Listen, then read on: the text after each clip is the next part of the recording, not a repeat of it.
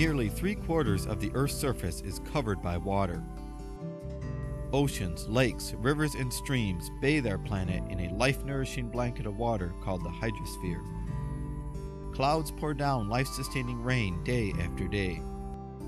Our world is literally awash in H2O. Despite this abundance, many of Earth's inhabitants do not have easy access to safe, clean water.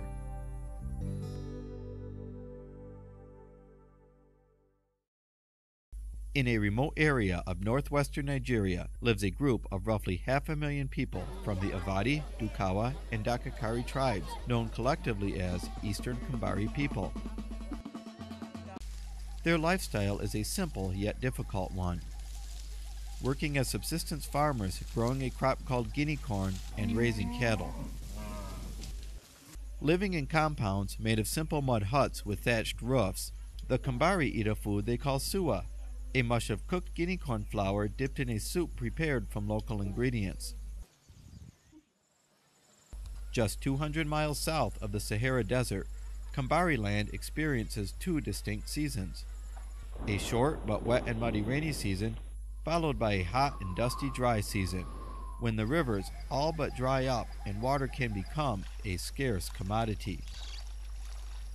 People are frequently forced to trek for several miles to fetch water to bring back to their compounds for drinking, washing, and bathing. Sometimes the only accessible water is in a muddy hole in a dry swamp, or in the riverbed where the water table is just below the sand.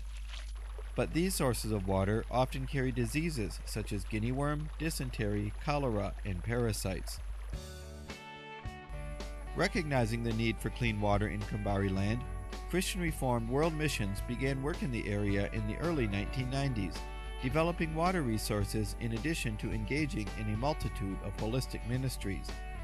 In June of 2002, CRWRC and partners worldwide joined in this project, and since that time have added an additional 25 villages to the list of those blessed with a supply of safe water.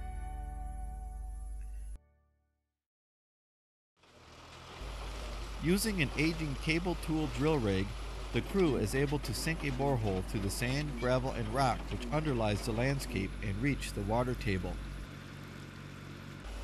While this equipment may be considered obsolete in more developed countries, it is appropriate technology for use in the remote regions of Kambari land, as it offers better fuel economy and is easier to maintain and repair than the more modern machinery. Each well serves approximately 300 people and averages 90 to 100 feet in depth. Each benefiting village has organized a contact committee responsible for maintaining the pump site and reporting issues needing attention or repair. The community is encouraged to appoint at least 2 women to the committee. CRWRC staff have been working with local Kambari and training them in running the equipment. CRWRC also works in instructing the villagers in the proper care and maintenance of their pump and vicinity. Without proper care and maintenance, a pump will fall into disrepair and the surrounding area degrades into a filthy mess which may pollute the groundwater and become a breeding ground for mosquitoes. The villagers must also be taught such simple things as not to wash their clothes above the well and to construct a latrine a distance from the pump site. It costs around $4,000 to drill a well and fit the borehole with a Mark II pump, in addition to constructing a community washing slab. The villagers are required to contribute about $430 or about 9% toward the cost of the project. They must also assist in providing general labor, such as sifting sand and clearing a path to enable access for the equipment and vehicles. It is worth the cost and effort as life improves drastically after a village receives a well. With a borehole nearby, a considerable amount of time is saved in not having to carry water for miles every day. Cleanliness and hygiene improve as people are able to bathe and wash up more frequently and in cleaner water. Perhaps the most remarkable change is in the health of the children. With a source of clean water, their diarrhea subsides and the infestations of intestinal parasites are eliminated. In areas where there is no access to safe water, the infant mortality rate hovers just below 50%. When a village receives a well, that number is reduced dramatically. The children are able to live healthier and more productive lives and can look forward to a promising future. With the time and labor saved in not having to carry water great distances, the people can devote more effort to improving their farms and increasing their harvest. They are able to improve their financial situation by having more time to pursue money-making enterprises in the local markets. Having a safe, accessible source of water is undoubtedly one of the greatest improvements that a village in Kambari land can experience. It is more than H2O that this program is bringing to Kambari land. For the first time in their history, the Kambari are hearing of the living water that Jesus Christ offers to all who would believe in Him.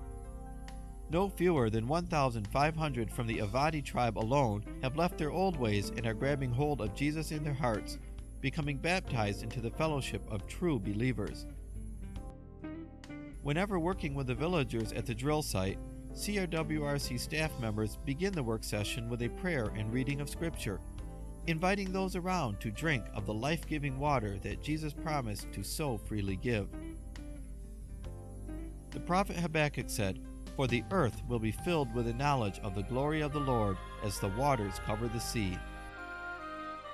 Through ministries of water and word, God's kingdom is coming on earth in this remote corner of His world, offering life to those who have thirsted for so long.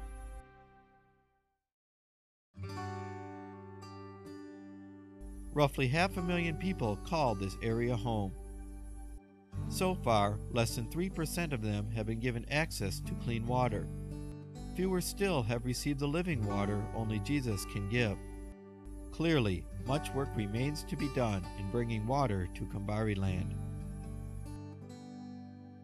Jesus promised that whoever gives a cup of cold water in His name to those who belong to Him will not lose their reward. Would you join us in bringing water to this dry and thirsty land?